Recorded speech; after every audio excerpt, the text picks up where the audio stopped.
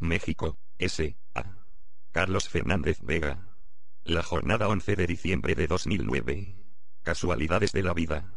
Sin proponérselo, ayer la CEPAL expidió un certificado de excelencia a la política económica calderonista y, también, estampó una estrellita en la frente al mejor candidato de Los Pinos, por sus innumerables logros, para gobernar el Banco de México, es decir, al doctor Catarrito, ex secretario de Hacienda.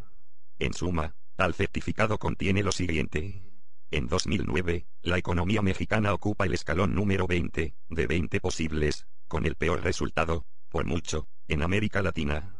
Es la que registra el desplome más pronunciado en la región, tanto, que su caída 6.7%, resulta casi 4 veces más profunda que el promedio latinoamericano 1.8%.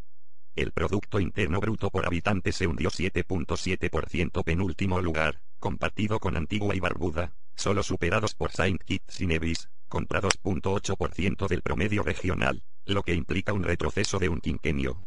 Con el derrumbe del presente año, el balance económico del primer trienio de Felipe Calderón arroja una tasa negativa anual promedio de 0.73%, el peor en 80 años para un periodo igual. En materia de empleo formal, el país reporta las mayores caídas en números absolutos, y para redondear registra el mayor incremento en pobreza e indigencia. Pero el certificado cepalino también incluye las bondades de la política económica calderonista para 2010, año en el que, de acuerdo con las estimaciones del organismo regional, México crecería por abajo del promedio latinoamericano 3.5 contra 4.1%. Todo lo anterior forma parte de los innumerables logros de Agustín Carstens en la Secretaría de Hacienda y de quien ahora lo propone como el mejor candidato a gobernar el Banco de México. De ese tamaño es el tiradero, por lo que obvio es que el único que tiene motivos para celebrar es el Dr. Carstens, pues no solo mantiene la inmunidad, léase impunidad, concedida por Calderón impune él mismo, sino que como gobernador del Banco de México ganará alrededor de 40,000 pesos más que en la Secretaría de Hacienda, para redondear un sueldo de 195,000 pesos libres de polvo y paja más una que otra prestación, puntualmente pagado por los mexicanos que ni de lejos avalaron la ya famosa tesis del Catarrito, pero que de cualquier suerte han pagado la factura y a estas alturas ya no sienten lo duro sino lo túpido. Y Haití, el sempiterno competidor de la economía mexicana. Pues Haití crecerá 2% en 2009 y un tanto igual en 2010. La CEPAL divulgó ayer su balance preliminar de las economías de América Latina y el Caribe 2010, en el que estima que la inflación se elevará a 5%, debido en parte al aumento de la tasa del IVA y otros impuestos aprobados para 2010, en un entorno de expansión moderada del consumo.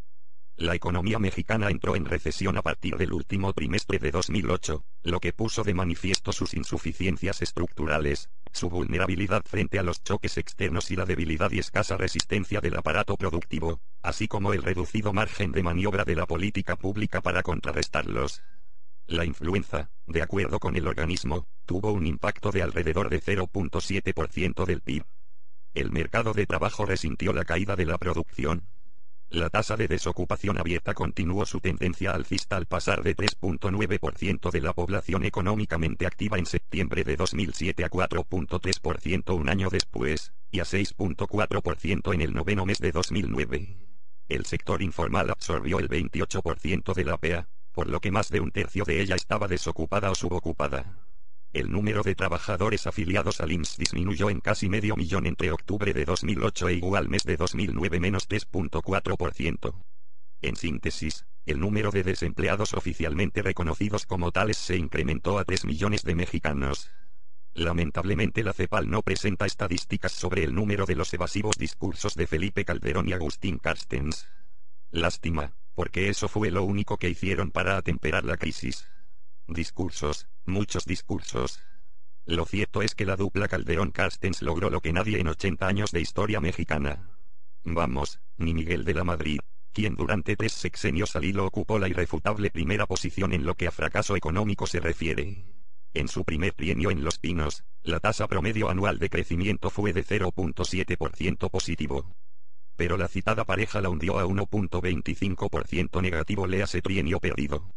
Allí están, pues, los innumerables logros del ex secretario de Hacienda y de quien le ordena, el inquilino de Los Pinos, que dan sustento a la inmejorable candidatura del Dr.